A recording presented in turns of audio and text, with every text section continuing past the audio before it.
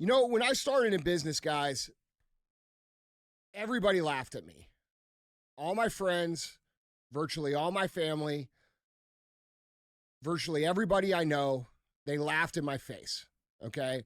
They said things like, that's never going to work. Who do you think you are? What do you think is going to happen here? That's not how it's supposed to be done. It's supposed to be done like this. You don't have the skills. You don't have the money. You don't have the connections. How are you going to actually do this? And those conversations went on for years.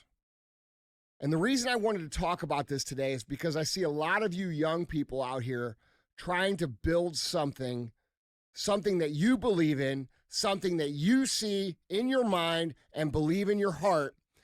And I understand what it's like to have those visions and have every single person around you think that you're full of shit. All right, so I want to talk to you guys for a minute. As I just said, this part of the journey is, in my opinion, the hardest part, because you have this idea, you have this dream, you have this vision that nobody else can see. Your friends can't see it, your family can't see it, motherfuckers on the internet sure as fuck can't see it, and you don't have any reason or any credibility to stand on and say, see, I can do this. So it makes it extremely hard. But I want to remind you, as someone who's been down the gauntlet of this process, that those conversations change. And as you become more and more successful, if you are willing to ignore the criticisms of these people, the conversation will start to sound like this. Oh, hey, man, are you still working on that thing? Man, that's pretty cool. Man, hey, you think you could make a donation to my kid's softball team? You think you could buy a table for our trivia night? And the conversation starts to change until you say you're going to build it bigger and better. And this was very, very, very much the exact scenario of what it was like for me. My first year, my first day, I sold $7 the first day. The second day, I didn't sell anything. The third day, I sold $23, and it took me 8 months to have a day of $200. So you can imagine what that felt like as an entrepreneur. It felt like failure. All right, I wasn't getting paid.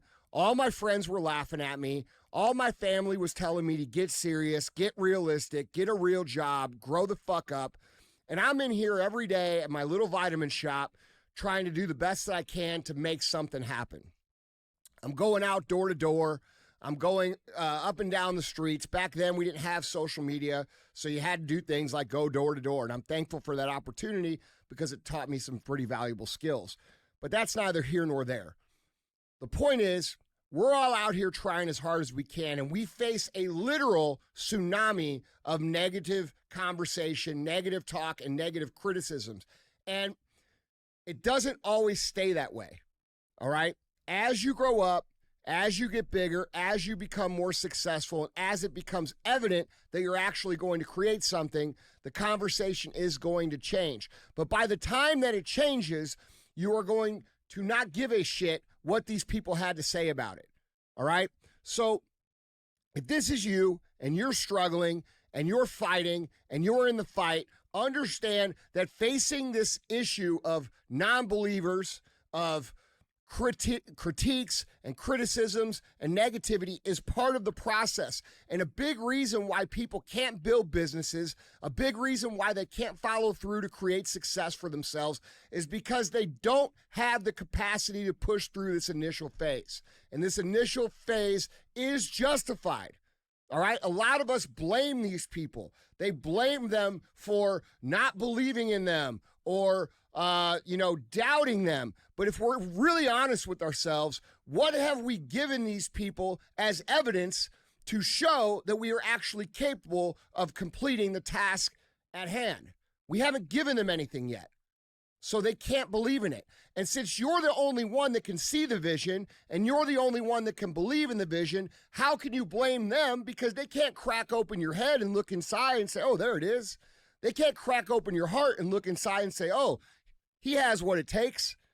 They're going to doubt. They're not going to believe. Because here's the thing.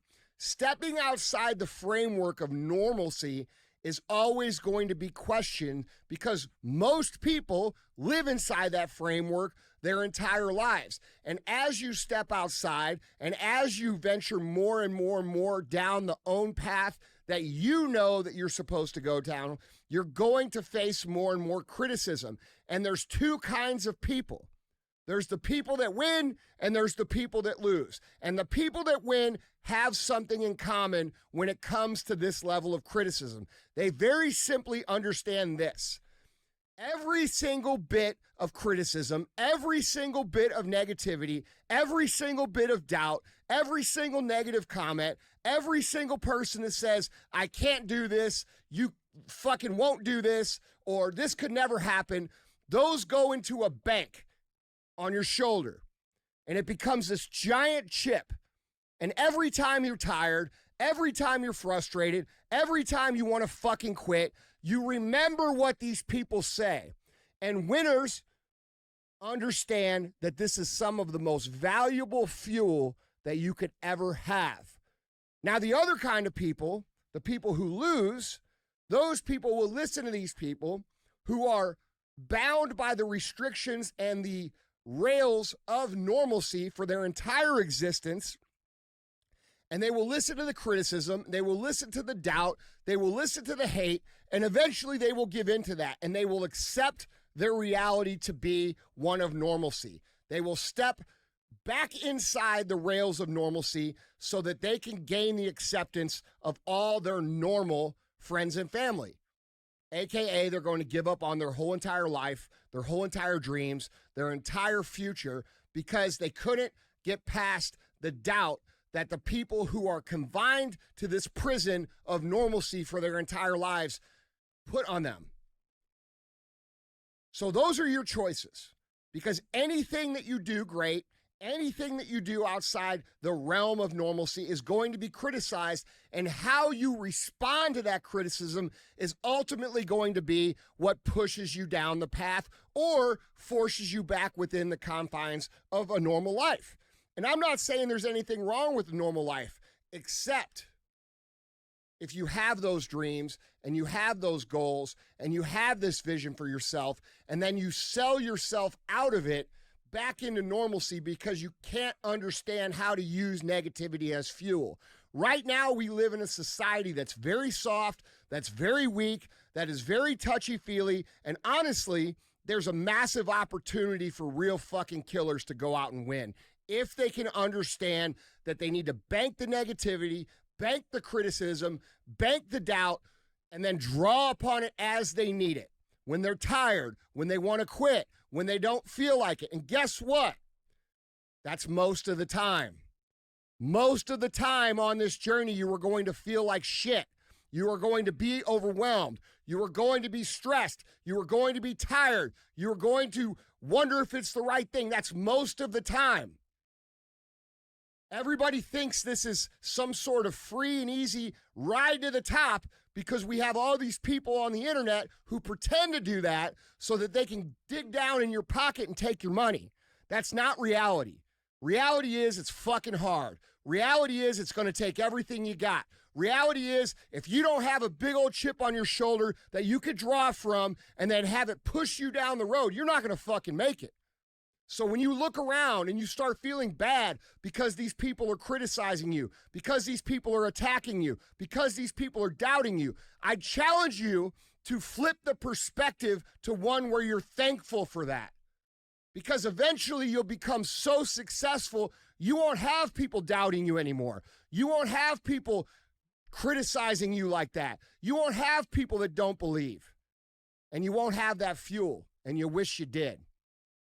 So learn how to use it, stay on the path, and recognize that no matter what someone says, no matter who it is that says it, the only way that you can lose on this journey is by giving up. And I know that sounds cliche, and I know that sounds oversimplified, but it is simple. There are no failures. There's only quitting. Every single failure, every single hardship, every single obstacle is going to serve you if you allow yourself to let it serve you.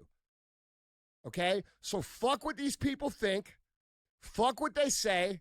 Fuck their doubts and their criticism and their bullshit and their loser mentality.